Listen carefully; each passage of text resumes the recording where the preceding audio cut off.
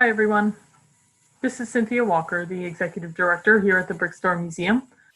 If you have watched any of our videos this year, of which we put out quite a few, by this time in 2020, you are likely tired of seeing my face. I am too. So that's why I've asked a few folks to join me. Our entire staff and Board of Trustees is here. Why? This is the team behind everything we do at the museum, and I wanted to show you the voices on the other end of the phone, the typers on the other end of the email, the people presenting the programs, raising the money, deciding our strategic plans for the future, and writing the letters, and everything else in between. They work really hard over the year, and they're here today to share a story about their holiday memories. Storytelling is a major part of what the museum does. Stories from the past, present, and future tie us all together. The more stories and experiences we can share, the closer we become as a community, and the more we understand about people other than ourselves.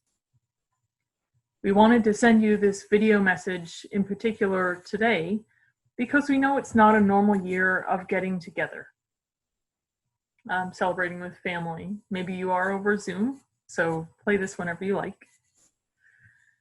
So hopefully this can entertain you, if only for a little while. I hope that you'll find a few laughs in these stories, a little joy perhaps, and maybe a path down memory lane to tell your own holiday story too. If you'd like, I hope you'll share it with us by using a simple form that's linked right below this video. You can also find it on our website, and you can make your story as long or short as you like. Tell us what you remember about growing up and what memories you created around the holidays. You can also upload some photos if you are brave enough and you have them with you. And they'll go right into the museum's archives for future generations to learn from and be entertained by. With that, I'm going to ask our museum team to join us and answer this single question. What's a holiday memory that stands out to you? Hi, I'm David Morvick, president of the Brickstore Museum. Our family has a tradition of attending church on Christmas Eve and going out for Chinese food after the service. I remember one year when my wife's godparents, Art and Louise, joined us for the evening. The excitement of Christmas was in the air and on the minds of our children, Sarah and Andrew. After the meal, we all decided to open our cookies and read our fortunes out loud. Art went first and read his, which said, "Expect the unexpected." Without missing a beat, my 3-year-old son turns towards Art and shouts, "Boom!" It seemed like we laughed well into the new year. 2020 was not like any of us expected, but my hope for everyone in 2021 is that it will be better and brighter, and we will all learn something from the past and care for each other a little more going forward. Enjoy your holidays. Thank you. My favorite holiday memory isn't an event or a recipe or a tradition. It's a person, my mom. She loved Christmas, and even more than loving Christmas, she loved giving, and she was really good at it. She took the time to give you gifts that you didn't know you needed or wanted, but you certainly did. And the vision that comes to mind was the way that she would sit in her chair and watch lovingly as we opened our gifts, and the ultimate denial of the amount of time and thought and effort that went into giving those gifts. She was really something. And just the thought of Christmas conjures up this picture of my mom that I have etched in my heart and my mind. Happy holidays. So one of my favorite holiday memories is my parents' creativity. They would often not just wrap presents and put them under the tree, but they would get very creative with the tags. I got presents from everyone from Mrs. Claus to all the reindeer, even Frosty the Snowman. And then they would also make us work for our presents. They had a bit of a sense of humor, So we had everything from a scavenger hunt to my brother having to throw darts at balloons to get the presents out of them. I even had to dig some presents out of a box of dirt once. This may have been more for their entertainment, but we as kids were also entertained. My Christmas memory. I grew up in a suburb of New York City, a child of two first-generation immigrants. My mother's side was German, my father's Italian. So our Christmas traditions were a mixture of two cultures. For example, the Feast of Seven Fishes on Christmas Eve, but German Stollen on Christmas Day. But one tradition we made up ourselves, my older brother, older sister, and I. Our tree was put up on Christmas Eve, German style, and we three decorated it by ourselves without our parents. My brother sat on the couch, directing my sister and me, telling us exactly where to put each ornament and each strand of tinsel. You know, we need some more on the right, we need a little less on the left, some red at the top, etc. Although my sister and I suspected that he was simply being lazy and making us do all the work, it didn't matter.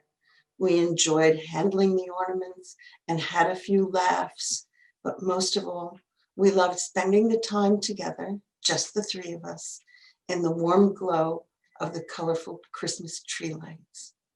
It's a fond memory which comes back to me every year when I trim my tree. Merry Christmas. Good evening. My name is Rob Job, and I am a trustee at the Brickstore Museum. I'm going to share a holiday story with you. One of the things that we always remember is growing up are those things that were joyful and those things that were not so joyful. And we had a tradition growing up in New York that we would visit with my grandparents in Virginia every holiday season. But the deal was that we drove to Virginia from New York on Christmas Day. So every Christmas Eve, I'd be so excited for the following morning. We'd go to church for midnight mass, but then have to get up early to do presents and drive to Virginia, which was an incredibly long day. But I can tell you that we'd always arrive after 10 or 12 hours. And it was so exciting that my grandfather and grandmother would be at the door. We'd run in, and there would be an enormous dinner, and our cousins and our relatives would all be there. And so quickly, the memory of the torturous drive would go away, and we would have such a wonderful evening, and then be so excited to go to bed early to get up for what really was another Christmas. Not long thereafter, we would have our cousins join us a day or so later, and we'd have another Christmas. So the fun memory there was it turned out to be 3 or 4 Christmases as opposed to just a single morning. And great cheer and great fun with all the relatives. Thank you. Good night. Hello, my name is Cindy Sayers, and I'm a Brickstore Museum trustee and secretary to the board. My favorite Christmas memory is all about the tradition that centers on my family's Christmas Eve meal, started by my maternal grandparents. My grandfather immigrated to this country from Calabria, Italy, through Ellis Island. He married my grandmother, who emigrated from Vienna, Austria. My grandfather insisted that my grandmother had to learn how to cook Italian food. She turned to her friend and next-door neighbor, who was Jewish, for cooking lessons. You see, her friend had married an Italian immigrant as well. My grandmother became an excellent cook, and by the time I can remember dining at their family table, they were quite elderly, and their family traditions were set in stone. For example, their Christmas Eve dinner was called the Feast of the Seven Fishes, a tradition in Italian Catholic families, and not one that I loved at all. After my grandparents passed away, no one in the family liked to prepare all of the fish dishes, so we morphed the tradition and picked one of the fishes, lobster, as our focus. Lobster tails in marinara sauce on a bed of linguine became our traditional Christmas Eve dinner for many years. I was warming to the new tradition. When my father and a good friend's husband passed away within months of each other, both families wondered how we would ever get through Christmas without them. Our answer was to combine our families every year on Christmas Eve for a lobster lunch. A morphed tradition saved us once again.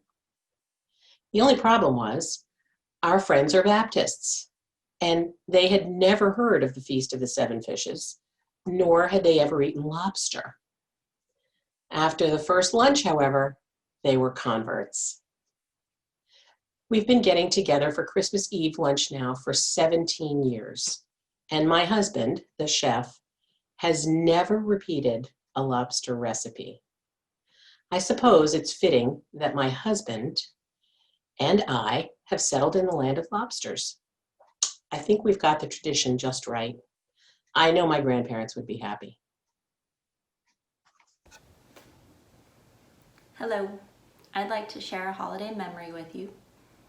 When I think about holidays when I was young, this would probably be early 80s, I think of my grandmother's voice. I think of her saying "Hasta mañana." I can hear it right now in my head. My parents grew up in Buffalo, New York, so as soon as they could, they moved to Southern California, where I grew up.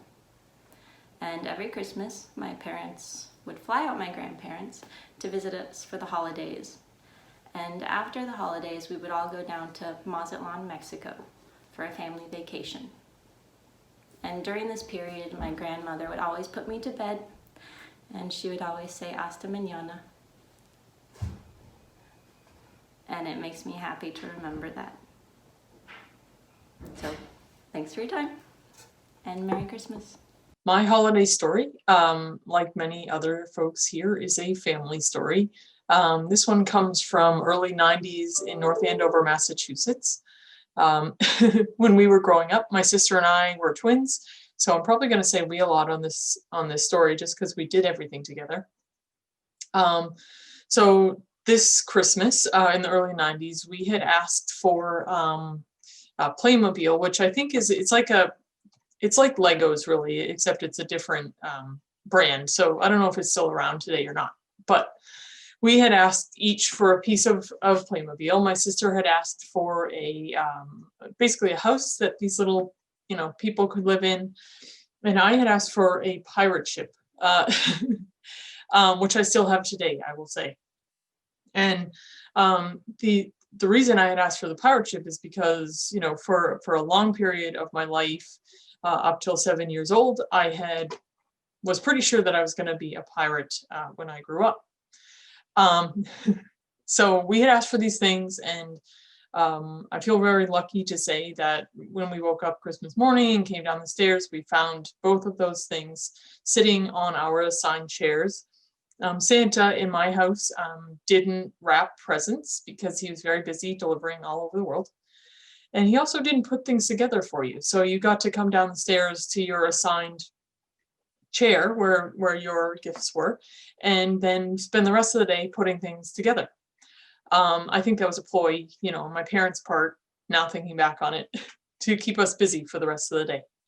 So we started opening these wonderful gifts, putting them together. And my dad, who was a surgeon at the time, he got his beeper went off before cell phones, and he got called away to the hospital and kind of didn't come back for the rest of the day.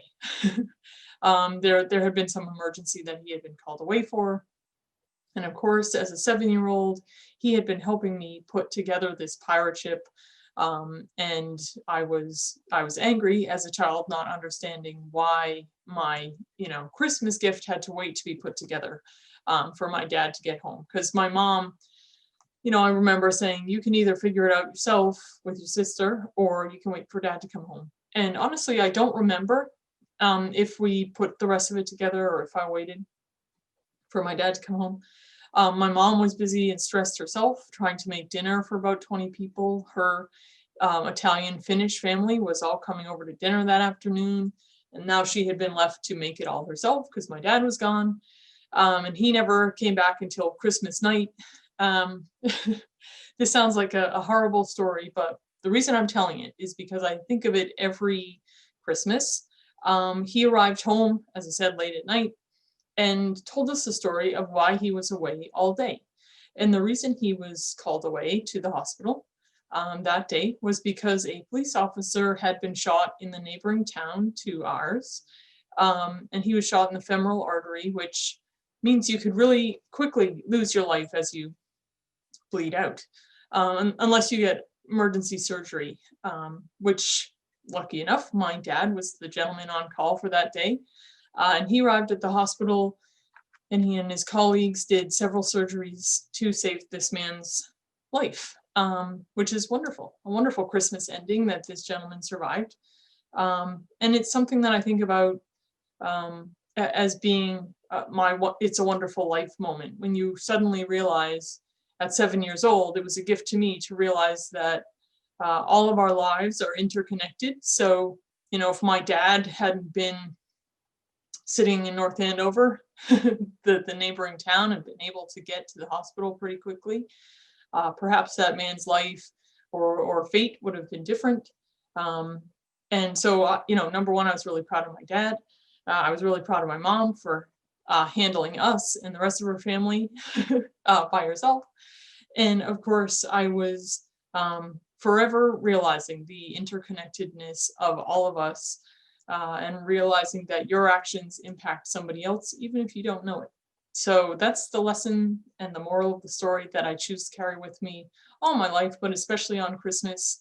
And that's why I wish you a very Merry Christmas this year. So for holiday memories, for me, it's all about family, right? There's two that really come to mind. So growing up, it's always looking out the window, waiting, trying to find Santa and Rudolph and the reindeer and the stars.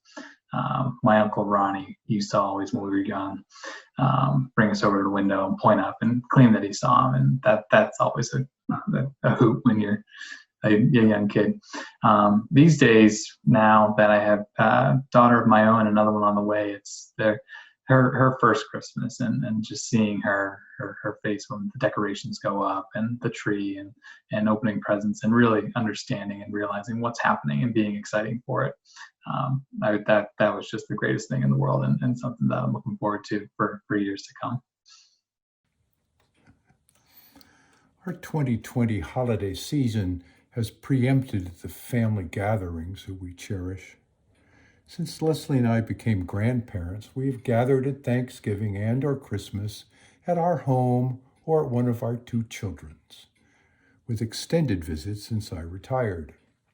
This year, Leslie and I and our children in McLean, Virginia and Oak Park, Illinois, are following COVID-19 guidelines and depending on Zoom for sharing our lives and stories. Leslie and I wondered how we should celebrate our first ever Thanksgiving with just the two of us. We recalled our first year living in Japan. I was working for the United Nations and moved our family, a 3-year-old boy, John, and a very pregnant Leslie, to Tokyo in June 1977.